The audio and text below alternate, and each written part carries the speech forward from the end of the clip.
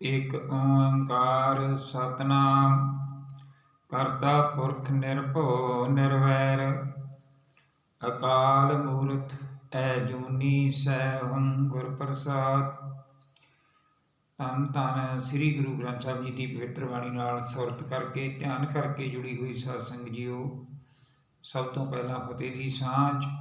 ਵਾਹਿਗੁਰੂ ਜੀ ਕਾ ਖਾਲਸਾ, ਵਾਹਿਗੁਰੂ ਜੀ ਕੀ ਫਤਿਹ। ਸੰਗਜਨ ਬਾਣੀ ਪੜ੍ਹੀਏ, ਬਾਣੀ ਨੂੰ ਸਮਝੀਏ ਤੇ ਹਿਰਦੇ ਵਿੱਚ ਵਸਾਈਏ। ਆਪਾਂ ਜਪਜੀ ਸਾਹਿਬ ਜੀ ਦਾ ਵਿਚਾਰ ਕਰ ਰਹੇ ਹਾਂ। 5 ਪੌੜੀਆਂ ਤੱਕ ਆਪਾਂ ਕੱਲ ਵਿਚਾਰ ਕੀਤਾ ਸੀ।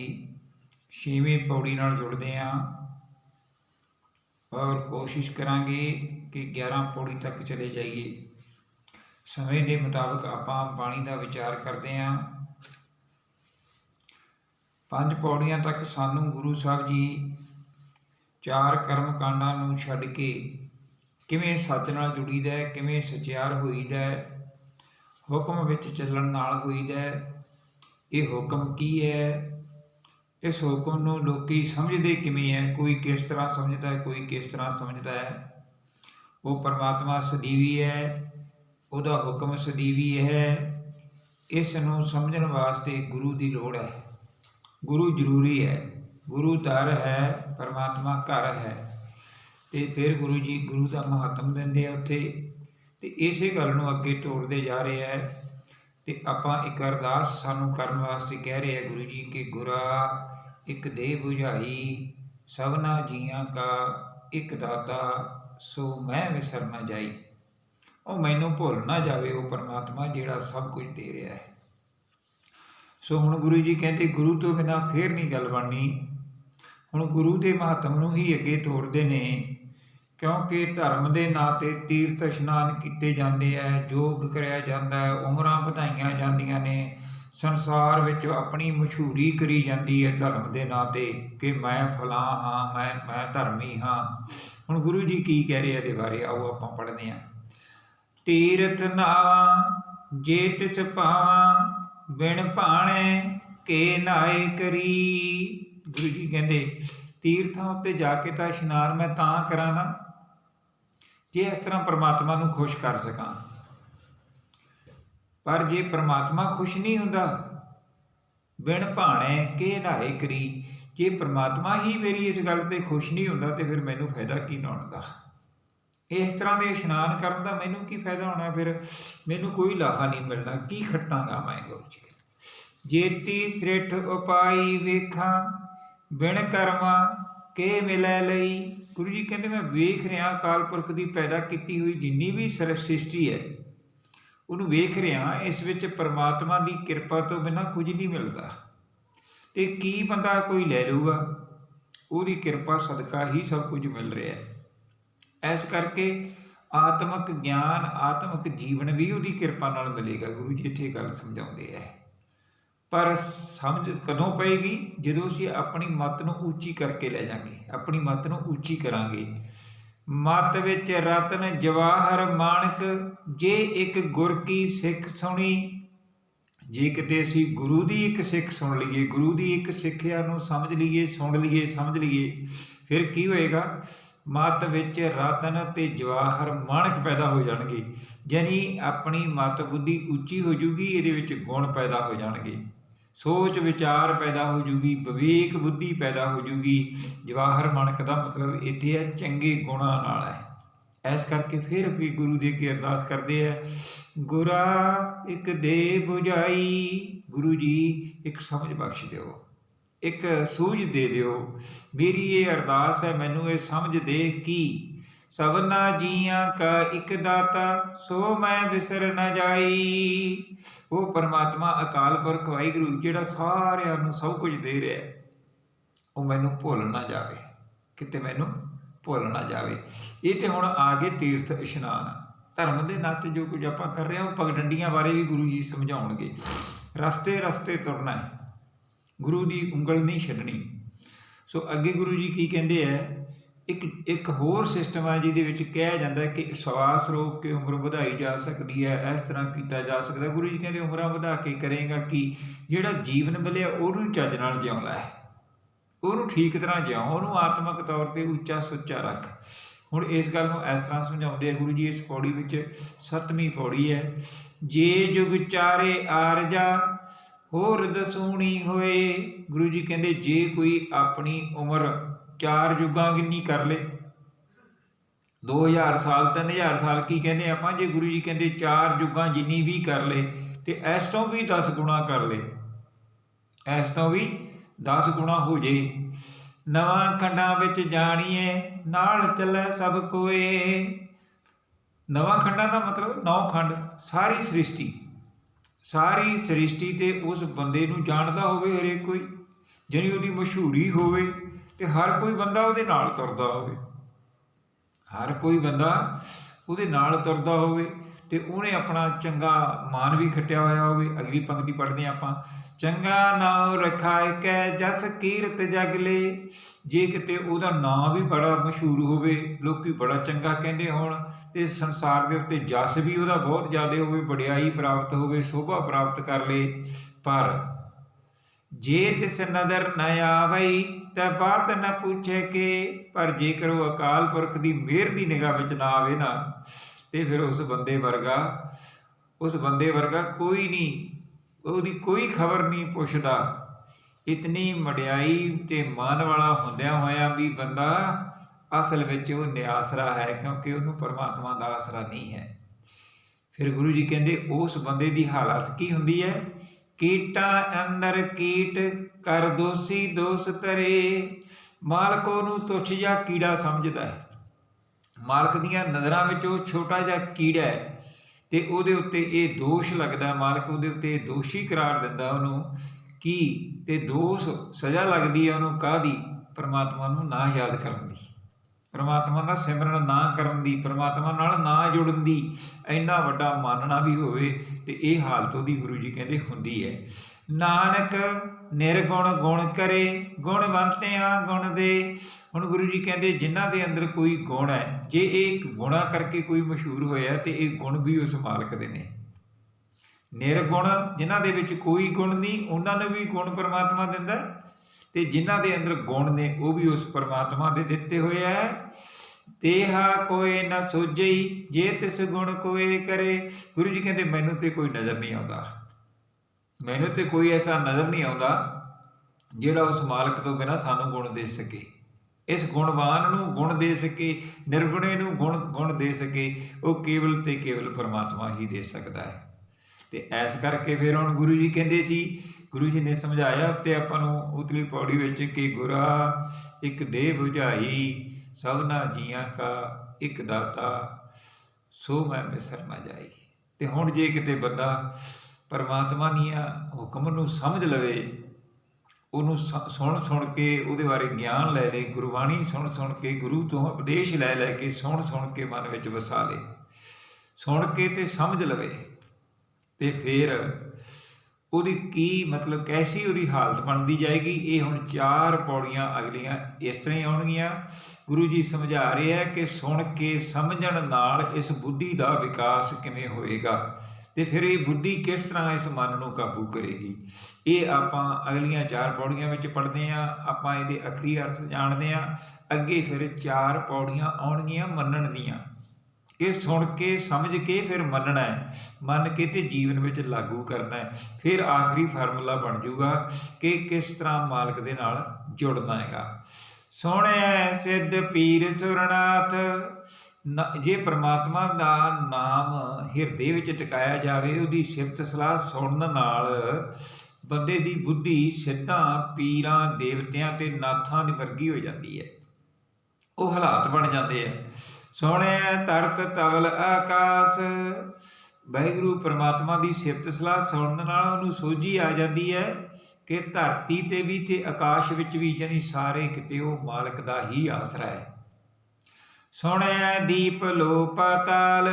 ਪਰਮਾਤਮਾ ਦੀ ਸਿਫਤ ਸਲਾਹ ਸੁਣਨ ਨਾਲ ਸਾਰੇ ਦੀਪਾਂ ਦੀ, ਲੋਕਾਂ ਦੀ, ਪਤਾਲਾਂ ਦੀ ਸੋਝੀ ਆ ਜਾਂਦੀ ਹੈ। ਸਮਝ ਪੈ ਜਾਂਦੀ ਹੈ ਕਿ ਉਹ ਮਾਲਕ ਤੋਂ ਬਿਨਾਂ ਕੁਝ ਨਹੀਂ, ਉਹ ਸਭ ਕੁਝ ਉਸੇ ਮਾਲਕ ਦਾ ਹੈ।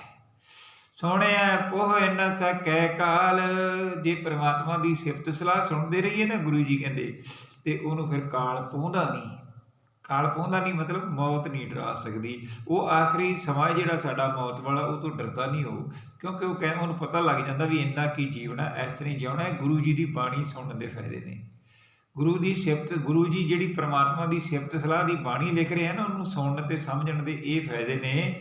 ਫਿਰ ਗੁਰੂ ਜੀ ਕਹਿੰਦੇ ਜਿਹੜੇ ਇਸ ਤਰ੍ਹਾਂ ਤੁਰਦੇ ਆ ਉਹ ਪ੍ਰਮਾਤਮਾ ਦੇ ਭਗਤ ਬਣਦੇ ਜਾਂਦੇ ਆ, ਅਤੇ ਉਹਨਾਂ ਦੇ ਅੰਦਰ ਹਮੇਸ਼ਾ ਖੇੜਾ ਬਣਿਆ ਰਹਿੰਦਾ ਹੈ, ਆਨੰਦ ਬਣਿਆ ਰਹਿੰਦਾ, ਕਿਉਂਕਿ ਸਭ ਕੁਝ ਪ੍ਰਮਾਤਮਾ ਹੀ ਕਰ ਰਿਹਾ ਹੈ।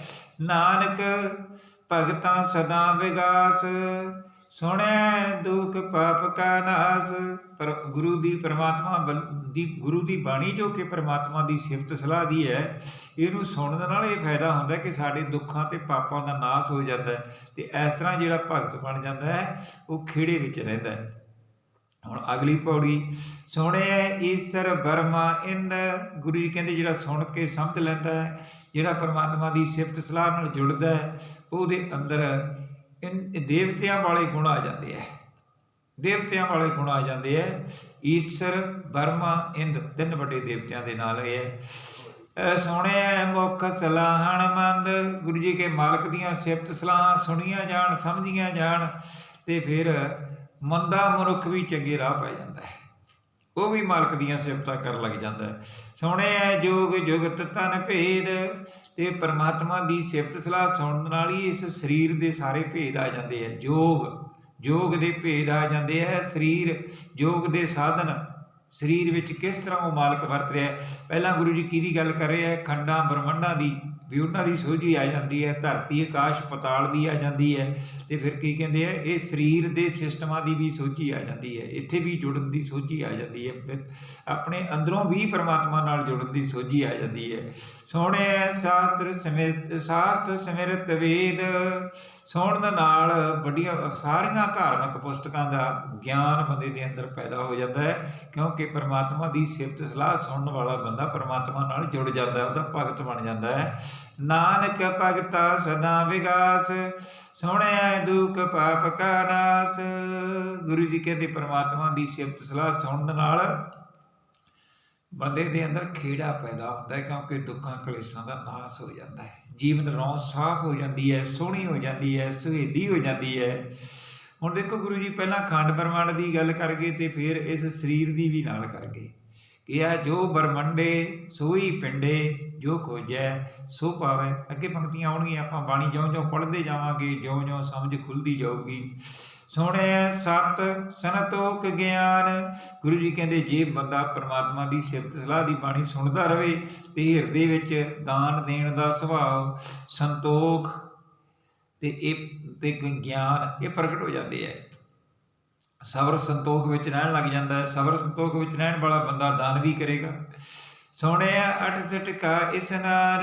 68 ਤੀਰਥਾਂ ਦੇ ਇਸ਼ਨਾਨ ਨੂੰ ਸਭ ਤੋਂ ਵੱਡਾ ਮੰਨਿਆ ਜਾਂਦਾ ਹੈ। ਗੁਰੂ ਜੀ ਕਹਿੰਦੇ ਜੇ ਗੁਰੂ ਦੀ ਬਾਣੀ ਸੁਣ ਕੇ ਹਿਰਦੇ ਵਿੱਚ ਵਸਾ ਲਈ ਜਾਵੇ ਨਾ, ਅਤੇ 68 ਤੀਰਥਾਂ ਦਾ ਇਸ਼ਨਾਨ ਹੋ ਜਾਂਦਾ ਹੈ, ਕਿਉਂਕਿ ਇਸ਼ਨਾਨ ਤਾਂ ਬਾਹਰੀ ਨੇ ਨਾ, ਸਰੀਰਕ ਨੇ, ਅਤੇ ਗੁਰਬਾਣੀ ਮਨ ਨੂੰ ਸਾਫ਼ ਕਰਦੀ ਹੈ, ਮਨ ਨੂੰ ਨਿਰਮਲ ਕਰਦੀ ਹੈ, ਮਨ ਨਿਰਮਲ ਹੋ ਜਾਂਦਾ ਹੈ।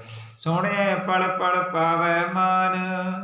ਗੁਰੂ ਜੀ ਕਹਿੰਦੇ ਜੋ ਮਨੁੱਖ ਪੜ੍ਹੇ ਲਿਖੇ ਜੀਵ ਪਾਉਂਦੇ ਹੈ, ਉਹ ਮਾਨ ਬੰਦੇ ਨੂੰ ਗੁਰਬਾਣੀ ਦੀ ਸਿਫਤ ਸਲਾਹ ਵਾਲੀ ਬਾਣੀ ਸੁਣ ਕੇ ਵੀ ਪੈਦਾ ਪ੍ਰਾਪਤ ਹੋ ਜਾਂਦਾ ਹੈ, ਕਿਉਂਕਿ ਪਰਮਾਤਮਾ ਨਾਲ ਜੁੜ ਜਾਂਦਾ ਹੈ, ਮਨ ਸਾਫ਼ ਸੁਥਰਾ ਹੋ ਜਾਂਦਾ ਹੈ, ਗਿਆਨ ਵਾਲਾ ਹੋ ਜਾਂਦਾ ਹੈ।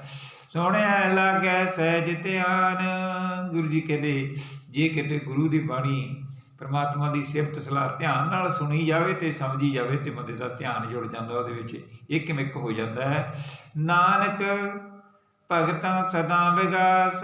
ਹੇ ਨਾਨਕ, ਅਕਾਲ ਪੁਰਖ ਨਾਲ ਜੁੜਨ ਵਾਲੇ ਬੰਦਿਆਂ ਦਾ ਹਿਰਦੇ ਵਿੱਚ ਹਮੇਸ਼ਾ ਖੇੜਾ ਬਣਿਆ ਰਹਿੰਦਾ ਹੈ। ਕਿਉਂ? ਸੁਣਿਆ ਦੁੱਖ ਪਾਪ ਕਾ ਨਾਸ।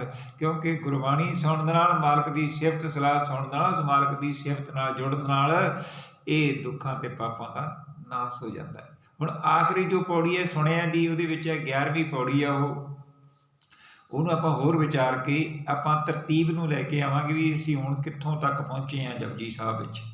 ਸੁਣਿਆ ਸਰਾ ਗੁਣਾ ਕੇ ਗਾਹ। ਗੁਰੂ ਜੀ ਕਹਿੰਦੇ ਅਕਾਲ ਪੁਰਖ ਵਿੱਚ ਸੁਰਤ ਜੋੜਨ ਨਾਲ ਬੰਦੇ ਦੇ ਅੰਦਰ ਅਨੇਕਾਂ ਗੁਣਾਂ ਦੀ ਸੂਝ ਆ ਜਾਂਦੀ ਹੈ। ਸੁਣਿਆ ਸੇਖ ਪੀਰ ਪਾਤਸ਼ਾਹ। ਗੁਰੂ ਜੀ ਕਹਿੰਦੇ ਪਰਮਾਤਮਾ ਦਾ ਨਾਮ, ਪਰਮਾਤਮਾ ਦਾ ਗਿਆਨ ਪ੍ਰਾਪਤ ਕਰਨ ਨਾਲ ਗਿਆਨਹੀਣ ਮਨੁੱਖ ਵੀ ਅਕਲ ਦਾ ਰਾਹ ਲੱਭ ਲੈਂਦੇ ਹੈ। ਅੰਧੇ ਪਾਵੇ ਰਾਹ। ਗੁਰੂ ਜੀ ਕਹਿੰਦੇ ਸੇਖ ਅਤੇ ਪੀਰ ਤੇ ਪਾਤਸ਼ਾਹ ਵਾਲੀ ਪਦਵੀ ਪਾ ਲੈਂਦੇ ਹੈ। ਸੁਣਿਆ ਅੰਧਾ ਪਾਵੇ ਰਾਹ। ਗੁਰੂ ਜੀ ਕਹਿੰਦੇ ਉਹਨਾਂ ਨੂੰ ਵੀ ਰਸਤਾ ਮਿਲ ਜਾਂਦਾ ਹੈ। ਜਿਹੜੇ ਮੂਰਖ ਨੇ, ਜਿਨ੍ਹਾਂ ਨੂੰ ਗਿਆਨ ਨਹੀਂ, ਗਿਆਨਹੀਣ ਬੰਦਿਆਂ ਨੂੰ ਵੀ ਗਿਆਨ ਆ ਜਾਂਦਾ ਹੈ। ਸੁਣਿਆ ਹਾਥ ਹੋਵੇ ਅਸਗਾਹ। ਅਸਗਾਹ ਕਹਿੰਦੇ ਆ ਸਮੁੰਦਰ, ਡੂੰਘੇ ਸਮੁੰਦਰ, ਯਾਨੀ ਉਸ ਪਰਮਾਤਮਾ ਦੇ ਨਾਲ ਜੁੜਨ ਸਦਕਾ ਡੂੰਘੇ ਸਮੁੰਦਰ ਦੀ ਅਸਲੀਅਤ ਸਮਝ ਆ ਜਾਂਦੀ ਹੈ। ਜੋ ਮਾਲਕ ਦਾ ਇਹ ਸਾਰਾ ਪਸਾਰਾ ਹੈ, ਇਹ ਗੈਰ ਗੰਭੀਰ ਹੈ, ਇਹਦੀ ਸੋਝੀ ਖੁੱਲ੍ਹਣੀ ਸ਼ੁਰੂ ਹੋ ਜਾਂਦੀ ਹੈ।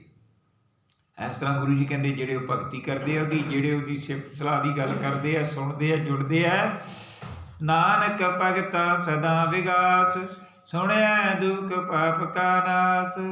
ਪਰਮਾਤਮਾ ਦੀ ਸਿਫਤ ਸਲਾਹ ਸੁਣਨ ਨਾਲ ਅਤੇ ਜੁੜਨ ਨਾਲ ਉਹਦੇ ਨਾਲ ਕੀ ਹੁੰਦਾ ਹੈ? ਅੰਦਰ ਖੇੜਾ ਪੈਦਾ ਹੁੰਦਾ ਹੈ, ਕਿਉਂਕਿ ਦੁੱਖਾਂ ਕਲੇਸ਼ਾਂ ਦਾ ਨਾਸ ਹੋ ਜਾਂਦਾ ਹੈ। ਹੁਣ ਬੰਦਾ ਆਨੰਦਮਈ ਰਸਤੇ ਵੱਲ ਤੁਰ ਪੈਂਦਾ ਹੈ ਗੁਰੂ ਦੇ ਰਾਹੀਂ ਪਰਮਾਤਮਾ ਦੀ ਸਿਫਤ ਸਲਾਹ ਸੁਣ ਕੇ। ਸੁਣਨ ਦਾ ਮਤਲਬ, ਸੁਣਿਆ ਦਾ ਮਤਲਬ ਕੀ ਹੈ? ਸੁਣਨ ਨਾਲ। ਹੁਣ ਸੁਣ ਕੇ ਇਸ ਗੱਲ ਨੂੰ ਸਮਝਣਾ ਹੈ। ਗੁਰੂ ਨਾਨਕ ਦੇਵ ਜੀ ਬਹੁਤ ਸੁਣਦੇ ਹਾਂ, ਪਰ ਸੁਣ ਕੇ ਸਮਝਦੇ ਨਹੀਂ। ਆਪਾਂ ਇਹਨੂੰ ਅਨੇਕਾਂ ਉਦਾਹਰਨਾਂ ਨਾਲ ਸਮਝ ਸਕਦੇ ਹਾਂ ਕਿ ਸਾਨੂੰ ਕਿਸੇ ਦੀ ਆਵਾਜ਼ ਤਾਂ ਸੁਣੇ, ਪਰ ਉਸ ਆਵਾਜ਼ ਵਿੱਚੋਂ ਅਸੀਂ ਸਮਝ ਨਾ ਲਈਏ, ਅਸੀਂ ਉਹ ਕੰਮ ਨਾ ਕਰੀਏ ਅਤੇ ਅਗਲਾ ਪੁੱਛਦਾ ਵੀ ਤੂੰ ਮੇਰੀ ਗੱਲ ਸੁਣੀ ਨਹੀਂ, ਆਪਾਂ ਕਹਿੰਦੇ ਹਾਂ ਨਹੀਂ ਸੁਣਿਆ ਨਹੀਂ। ਹਾਲਾਂਕਿ ਸਾਨੂੰ ਬੋਲ ਤੇ ਸੁਣਿਆ ਹੁੰਦਾ, ਪਰ ਅਸੀਂ ਬੋਲ ਨੂੰ ਸਮਝਿਆ ਨਹੀਂ ਹੁੰਦਾ। ਅਸੀਂ ਬਾਣੀ ਸੁਣ ਤੇ ਬਹੁਤ ਰਹੇ ਹਾਂ, ਸਾਨੂੰ ਸੁਣਾਈ ਵੀ ਬਹੁਤ ਜਾ ਰਹੀ ਹੈ, ਪਰ ਸੁਣ ਕੇ ਸਮਝ ਨਹੀਂ ਰਹੇ। ਸੁਣਿਆ ਦੇ ਮਤਲਬ ਨੇ ਸੁਣ ਕੇ ਸਮਝਣਾ, ਆਪਣੇ ਹਿਰਦੇ ਵਿੱਚ ਵਸਾਉਣਾ। ਹੁਣ ਗੁਰੂ ਜੀ ਸਾਡੀ ਉਂਗਲ ਗੁਰੂ ਜੀ ਨੇ ਫੜੀ ਹੋਈ ਹੈ। ਅਸੀਂ ਜਿਵੇਂ ਜਿਵੇਂ ਗੁਰੂ ਜੀ ਸਾਨੂੰ ਦੱਸਦੇ ਜਾ ਰਹੇ ਹੈ, ਅਸੀਂ ਉਸ ਤਰ੍ਹਾਂ ਹੀ ਤੁਰਦੇ ਜਾਈਏ। ਇੱਥੋਂ ਹੁਣ ਗੁਰੂ ਜੀ ਸਾਨੂੰ ਕੀ ਕਹਿ ਰਹੇ ਹੈ ਕਿ ਪਰਮਾਤਮਾ ਨਾਲ ਜੇ ਜੁੜਨਾ ਹੈ, ਬਾਕੀ ਦੇ ਸਾਧਨ ਕੋਈ ਨਹੀਂ ਕੰਮ ਕਰਦੇ, ਗੁਰੂ ਦਾ ਗਿਆਨ ਕੰਮ ਕਰੂਗਾ। ਅਤੇ ਗੁਰੂ ਅੱਗੇ ਅਰਦਾਸ ਕਰੀਏ ਵੀ ਗੁਰਾ ਇੱਕ ਦੇਹ ਬੁਝਾਈ, ਸਭਨਾ ਜੀਆਂ ਕਾ ਇੱਕ ਦਾਤਾ, ਸੋ ਮੈਂ ਬਿਸਰ ਨਾ ਜਾਈ, ਮੈਨੂੰ ਭੁੱਲ ਨਾ ਜਾਵੇ। ਅਤੇ ਹੁਣ ਗੁਰੂ ਤੋਂ ਇਹ ਸਿੱਖਿਆ ਲੈਣੀ ਹੈ। ਹੁਣ ਗੁਰੂ ਦੀ ਸਿੱਖਿਆ ਨੂੰ ਸੁਣ ਕੇ ਸਮਝਣਾ ਹੈ। ਤਾਂ ਗੁਰੂ ਜੀ ਨੇ ਲਿਖਿਆ ਵੀ ਸੁਣਨ ਨਾਲ ਕੀ ਕੀ ਹੋ ਜਾਂਦਾ ਹੈ। ਹੁਣ ਸੁਣ ਕੇ ਸਮਝ ਵੀ ਲਿਆ, ਪਰ ਉਹਨੂੰ ਜੀਵਨ ਵਿੱਚ ਜੇ ਨਾ ਲਾਗੂ ਕਰਿਆ, ਅਪਣਾਇਆ ਨਾ ਉਸ ਸਿੱਖਿਆ ਨੂੰ, ਫਿਰ ਜੀਵਨ ਖਰਾਬ ਹੋ ਜਾਏਗਾ, ਫਿਰ ਜੀਵਨ ਸਹੀ ਨਹੀਂ ਚੱਲਣਾ। ਉਸ ਸਿੱਖਿਆ ਨੂੰ ਅਸੀਂ ਆਪਣੇ ਜੀਵਨ ਵਿੱਚ ਲਾਗੂ ਕਰਨਾ ਹੈ। ਅੱਗੇ ਗੁਰੂ ਜੀ ਮੰਨੇ ਦੀ ਪੌੜੀ ਦੇਣਗੇ, ਫਿਰ ਪੰਜ ਪ੍ਰਵਾਨ ਦੀ ਪੌੜੀ ਆਏਗੀ। ਕਿਸ ਤਰ੍ਹਾਂ ਬੰਦਾ ਗੁਰੂ ਦੀ ਬਾਣੀ ਸੁਣਨ ਨਾਲ, ਪਰਮਾਤਮਾ ਦੀ ਸਿਫਤ ਸਲਾਹ, ਪਰਮਾਤਮਾ ਦੇ ਗਿਆਨ ਦੀਆਂ ਗੱਲਾਂ ਸੁਣਨ ਨਾਲ ਮਨ ਨੂੰ ਸੁਧਾਰਦਾ ਹੈ, ਅਤੇ ਮਨ ਸੁਧਰਦਾ ਪੰਜ ਪ੍ਰਵਾਨ, ਪੰਜ ਪ੍ਰਧਾਨ, ਪੰਚੇ ਪਾਵੈ ਦਰਗਹਿ ਮਾਨ, ਪੰਚੈ ਸੋਹੇ ਦਰ ਰਾਜਾਨ, ਪੰਚਾਂ ਕਾ ਗੁਰ ਏਕ ਧਿਆਨ। ਜਦੋਂ ਗੁਰੂ ਜੀ ਨਾਲ ਸੁਣ ਕੇ, ਸਮਝ ਕੇ, ਮੰਨ ਕੇ ਬੰਦੇ ਦਾ ਧਿਆਨ ਜੁੜ ਗਿਆ ਨਾ ਗੁਰੂ ਦੀ ਬਾਣੀ ਨਾਲ, ਫਿਰ ਬੰਦਾ ਚੱਲ ਪਏਗਾ, ਅਧਿਆਤਮਕ ਰਾਹ ਵੱਲ ਚੱਲ ਪਏਗਾ। ਇਹ ਗੱਲ ਗੁਰੂ ਜੀ ਜਪਜੀ ਸਾਹਿਬ ਵਿੱਚ ਸਾਨੂੰ ਸਮਝਾ ਰਹੇ ਹੈ। ਆਪਾਂ ਇਹ ਵਿਚਾਰ ਨੂੰ ਅੱਗੇ ਤੋਰਾਂਗੇ, ਜਿਉਂ ਸਮਾਂ ਬਣਦਾ ਜਾਏਗਾ। ਇਸ ਵਿਚਾਰ ਨੂੰ ਆਪਾਂ ਕੱਲ੍ਹ ਨੂੰ ਤੋਂ ਆਪਾਂ ਵਿਚਾਰਾਂਗੇ ਮੰਨੇ ਦੀਆਂ ਪੌੜੀਆਂ। ਪਹਿਲੀ ਪੌੜੀ ਹੈ ਮੰਨੇ, ਅਤੇ ਉਦੋਂ ਅਗਲੀਆਂ 3 ਪੌੜੀਆਂ ਨੇ ਮੰਨੈ। 4 ਪੌੜੀਆਂ ਦਾ ਇੱਕੋ ਹੀ ਜੁਝ ਹੈ। ਅਤੇ ਫਿਰ ਉਸ ਤੋਂ ਬਾਅਦ ਪੰਜ ਪ੍ਰਵਾਨ ਦੀ ਪੌੜੀ ਆਏਗੀ। ਆਪਾਂ ਜਿਉਂ ਸਮਝਾਂਗੇ ਸਾਡੀ ਬੁੱਧੀ ਦਾ ਵਿਕਾਸ ਹੁੰਦਾ ਜਾਏਗਾ, ਪਰ ਅਸੀਂ ਗੁਰੂ ਨਾਨਕ ਸਾਹਿਬ ਜੀ ਦੇ ਦੱਸੇ ਹੋਏ ਇਸ ਰਾਹ ਨੂੰ ਛੱਡੀਏ ਨਾ, ਇਹਦੇ ਵਿਚਾਰ ਨਾਲ ਜੁੜਦੇ ਰਹੀਏ। ਜਪਜੀ ਸਾਹਿਬ ਪੜ੍ਹਨ ਦਾ ਸਾਨੂੰ ਸਭ ਤੋਂ ਵੱਡਾ ਲਾਹਾ ਇਹ ਹੈ ਕਿ ਜਪਜੀ ਸਾਹਿਬ ਜੋ ਵਿਚਾਰ ਚੱਲ ਰਿਹਾ ਨਾ, ਉਹਦੇ ਨਾਲ ਅਸੀਂ ਜੁੜੇ ਰਹੀਏ, ਜੁੜ ਕੇ ਪੜ੍ਹੀਏ, ਤਾਂ ਕਿ ਸਾਡਾ ਜਿਹੜਾ ਮਨ ਹੈ ਉਹ ਬਦਲਦਾ ਜਾਵੇ, ਬੁੱਧੀ ਬਦਲਦੀ ਜਾਵੇ, ਵਿਵੇਕ ਸਾਡੇ ਅੰਦਰ ਆਉਂਦਾ ਜਾਵੇ, ਅਤੇ ਅਗਿਆਨ ਸਾਡੇ ਅੰਦਰੋਂ ਨਿਕਲਦਾ ਜਾਵੇ, ਅਤੇ ਗਿਆਨ ਆਉਂਦਾ ਜਾਵੇ। ਸੋ ਇਹ ਆਪਾਂ ਅਗਲੇ ਐਪੀਸੋਡ ਵਿੱਚ ਇਸ ਨੂੰ ਅੱਗੇ ਚਾਲੂ ਰੱਖਾਂਗੇ।